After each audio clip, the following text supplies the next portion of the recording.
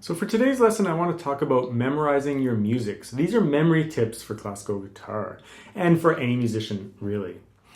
It's a tough topic for me to teach because there's so many different ways you can go about it. And for some people, especially beginners and stuff like that, most of the time the pieces are short enough that if they practice a lot and they just close the book, they'll be able to memorize their music. But there's lots of other methods of memorizing, so I'm going to go over those tips with you today. So the first tip I'm going to give you is a real basic one. It might seem too basic, but I think you should really consider it. What it is dedicating a little bit of each practice session to memorizing your music and doing that every day. Memory is like a brain function, and we need to engage it often in order to make it work.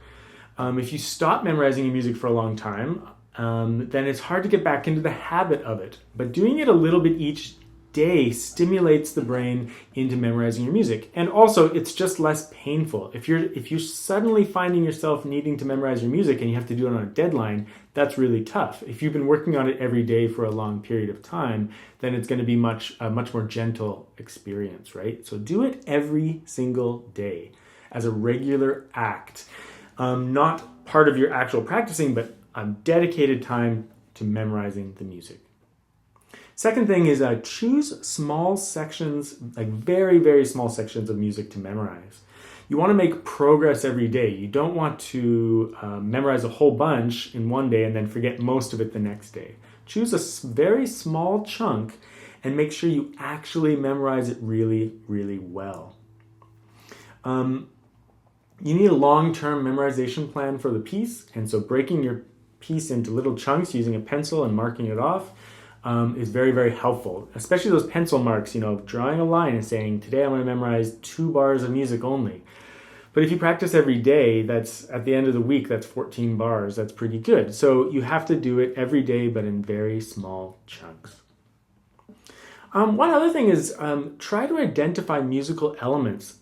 Sometimes, like in pieces that might be a descending bass line, if you have a piece that's going down,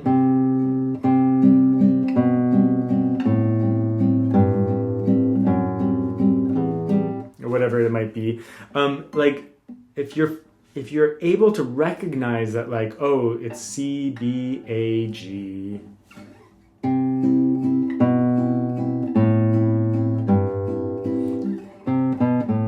you can just call that a scale. You don't have to memorize every note, C, and then upper C and E, and then B, and then A, G. You can just say, oh, it's a scale from C down to G. So memorizing musical ideas or sequences, if a piece repeats itself in a different section or different key, memorizing those musical elements is going to be a lot easier than memorizing individual notes, right? It's like when we memorize a verse of poetry. We don't try to memorize every single letter of every word. We just memorize the words. So we group letters together into ideas. Next thing, say things out loud when you memorize. Music can be very abstract, and so trying to memorize an abstract thing doesn't make a lot of sense. But if you say it out loud, sometimes that's enough to trigger your memory and to tell you what it is. Like if I'm playing a piece of music,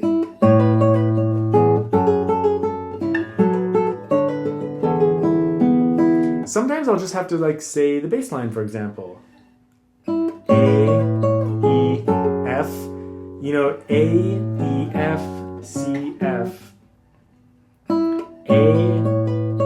E, F, C, F, D.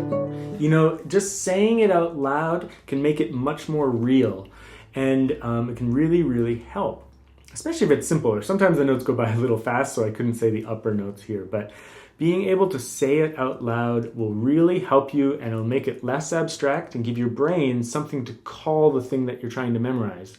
If you're just thinking like random tons of fingerings, that's not very helpful. Or if you're trying to do just muscle memory memorization, that's not useful necessarily either. Muscle memory will happen with regular practice, but it doesn't necessarily help your brain that much. Your brain doesn't necessarily know exactly what's going on. So saying the note names out loud can help. Of course, music theory can help you a lot. If you're playing something that has lots of chords,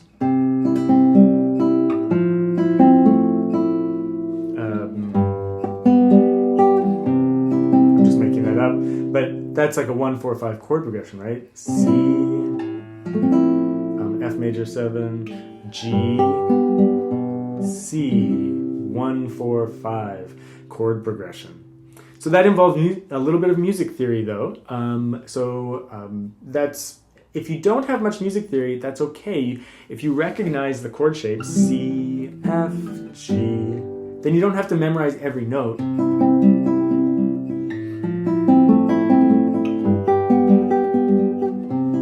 You can just memorize the chords. So again, taking all those little notes and grouping them into elements like either chords or descending bass lines or whatever the musical idea might be. Music theory will really, really help you, though, because you'll understand the language, and by understanding the language, you'll be able to memorize it more quickly. It's like trying to memorize German poetry. If you don't speak German, it's going to be pretty tough. Another thing is simplify the music. So you want to simplify it to its most basic element, because all you need is a little bit of like triggering for your memory, right? So for example, if you have, like I was saying before, if you have a scale passage,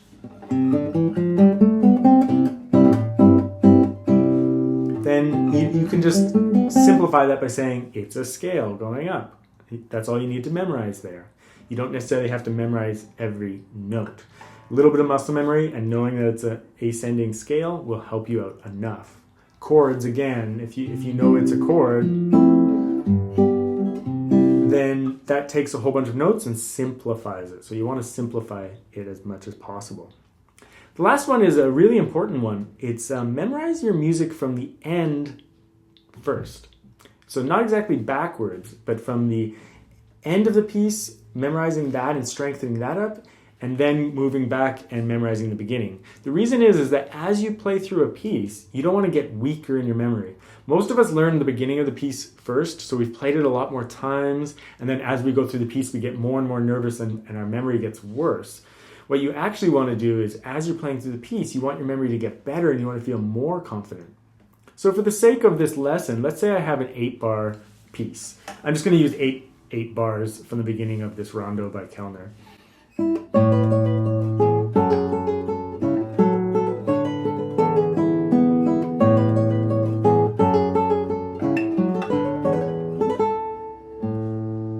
So let's say I wanted to memorize that. I kind of already have it memorized, but what you might want to do is start with the end of the piece. So maybe I'll start with just that ending.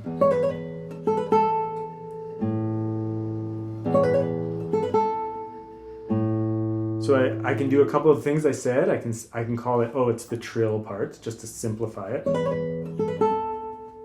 I could also pick out a very simple aspect of it. I could say it's just B to A, and then the rest of it will be muscle memory. So B, that's that note, to A. Even though there's a little trill in there, I don't think I'll forget that. If I know what the piece sounds like, I won't forget that. I just need to know where to move my finger. So it's like B, A, B, A. I could also say it's an E chord going to an A chord. That simplifies it as well. I don't have to memorize every single note. I can just say something simple. Okay, so I've got that memorized. Now I should learn a little bit more.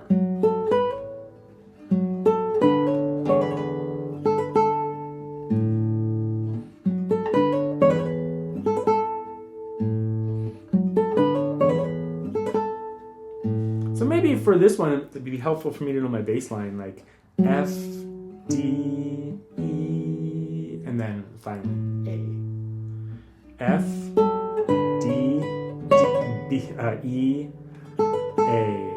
Let me do that again.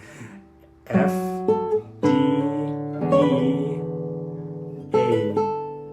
Here. So now I've memorized a little bit more.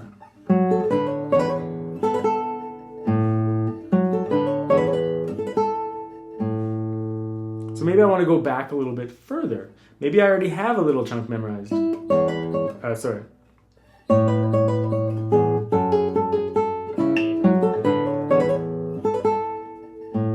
So now you can see, like in this video, I've played this tons of times. I played this quite a few times, and then this part only a few times. But that means when I approach it, as soon as I got to that very ending, I'd played it in the video so many times that I already had it just like slightly better memorized. So I was getting stronger with my memory as I went through the piece. And so you just keep tagging on more, and that way you've played the ending 5 times as many times as you've played the beginning, and you're getting stronger as you go through the piece. So those are just a couple of memory tips that I would recommend. And as you study music theory and practice these different methods of memory, you might find certain ones work for you better than others.